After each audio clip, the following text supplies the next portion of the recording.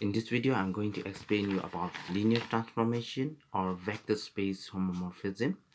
So the definition of linear transformation is given by let U and V be any vector space over the field F. Okay, we are taking a vector space, two vector space U and V over the same field F. Okay, then we'll try to define a mapping F from U to V, and this mapping is called a linear transformation or vector space homomorphism if for all xy you take from U and the scalar you take from the field. Okay, you take alpha from the field. If this function, okay, if this mapping satisfy these two conditions, then we say it is a linear transformation. Okay, if it satisfies these two conditions, then we say it is a linear transformation. Now there are some example of linear transformation what we are taking here. So what is let V be a vector space over F. I'm taking V to be a vector space over F. Then the question is that you have to show a mapping from V to V, okay, defined by fx equal to x is a linear transformation or a vector space homomorphism. Okay, so your aim is to show it is a linear transformation or a vector space homomorphism. So we have a mapping here. So you have this is your mapping f from V to V. Okay, defined as it is defined f of x.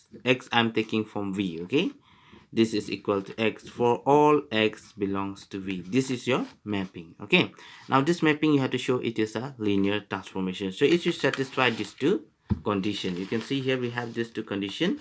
So it should satisfy these two conditions. So first of all, I'll take two elements. Okay, I'll take two elements from the vector space V, from the domain. Okay, from the domain. So I'm taking two elements. So x1 and x2 belongs to V. So I have taken two elements. I'll take one scalar from the field. Okay, I'm taking one scalar from the field. Then what is that? First condition is that you add two vectors and apply the mapping. Okay, so we have here f of x1 plus x2 is equal to 1. So according to the definition, we have f of x is what? We have x. So f of x1 plus x2 will be nothing but it will be x1 plus x2. Okay, so what is f of x1? This is x1 is nothing but it is f of x1. x2 is f of x2. So the first condition says here, if I take the addition of two vectors inside the mapping and apply the mapping, I should get f of x plus f of y. So here also I took that way. So I got f of x1 plus x2. F applied on x1 plus x2 is equal to f of x1 plus f of x2.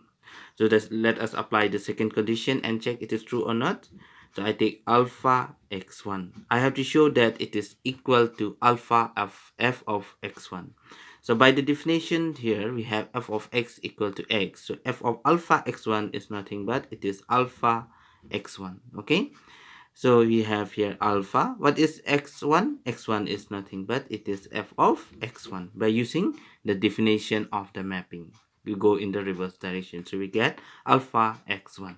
So we have proved that both the condition, first condition and second condition, since this function satisfy both the conditions, that's why this f is a linear transformation. So f is a linear transformation.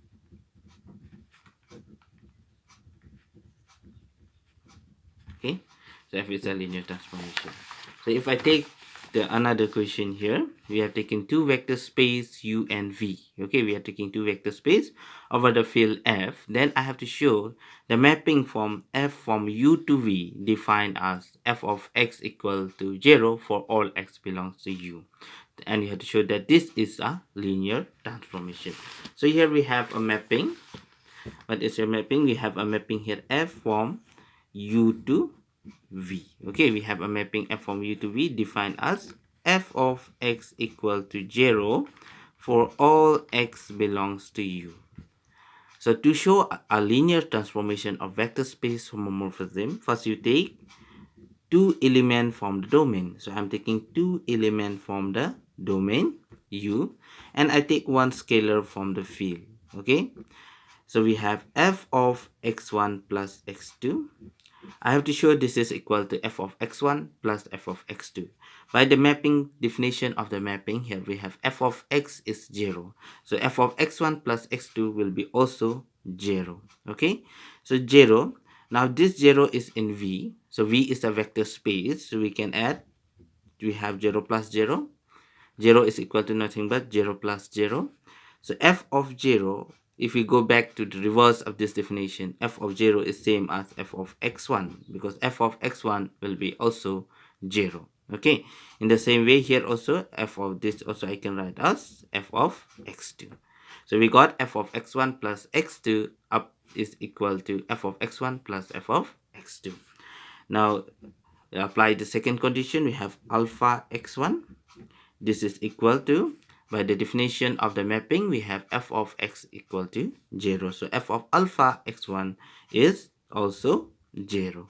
So 0 can be written as alpha into x1, alpha into 0. Okay, alpha into 0. So alpha 0, in place of 0, I can write as f of x1, because f of x1 is also 0 by using the definition of this mapping. So we have proof f of alpha x1 is equal to alpha f of x1. Since it satisfies both the condition, this map satisfies both these two conditions. Therefore, this map is a linear transformation or vector space homomorphism. F is a linear transformation.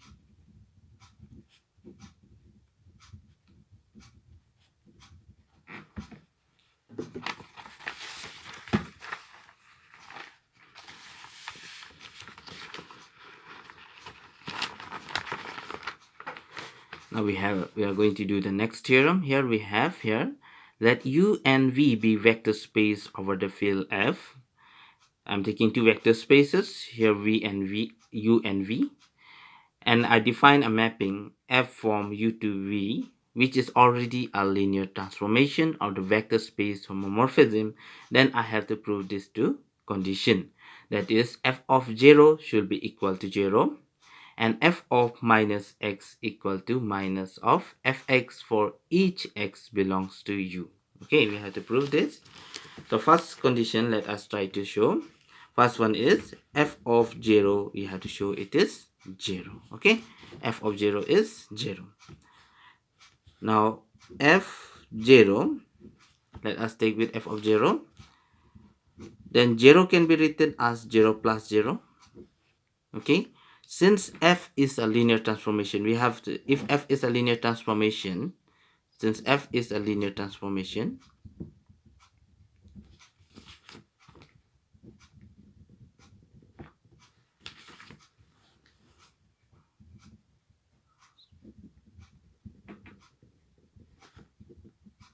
it's a linear transformation, it should satisfy these two conditions.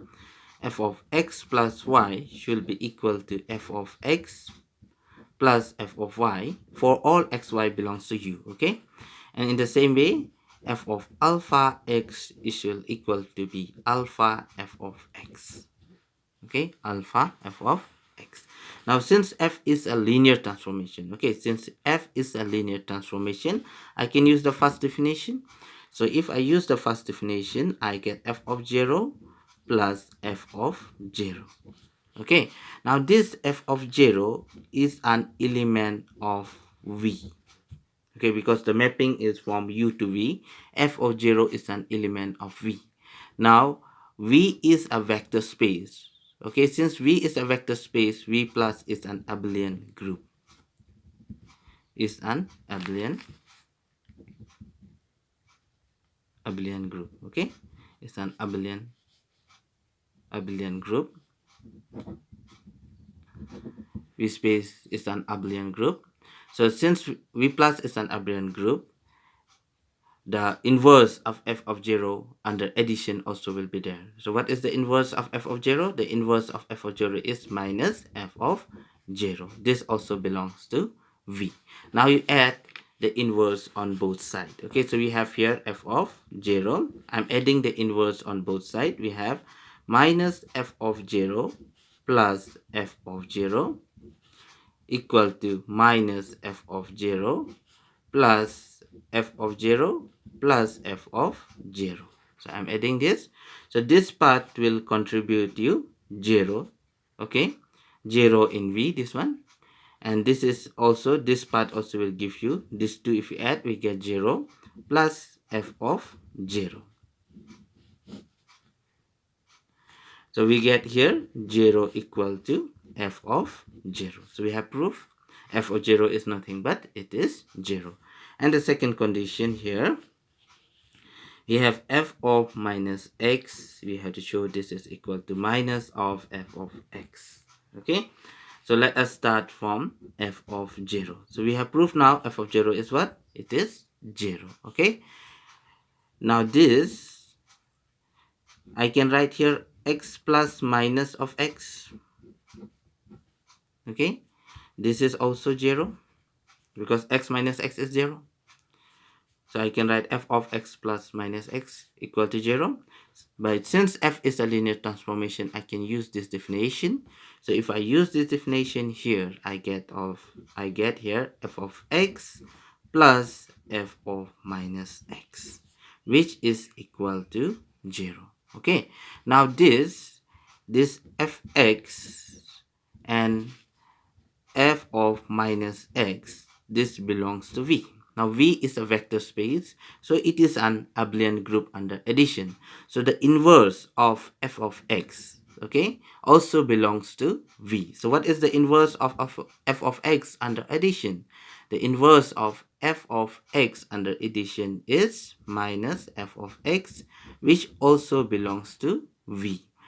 Now we'll add with the inverse on both sides. Okay, so I'm adding the inverse on both sides. We have minus f of x plus fx plus f of minus x, which is equal to minus of f of x plus 0. So this will give you this part will give you 0. So this is giving you 0 plus f of applied on minus x, which is equal to minus fx. 0 plus this is nothing but f of minus x, which is equal to minus fx. Thank you.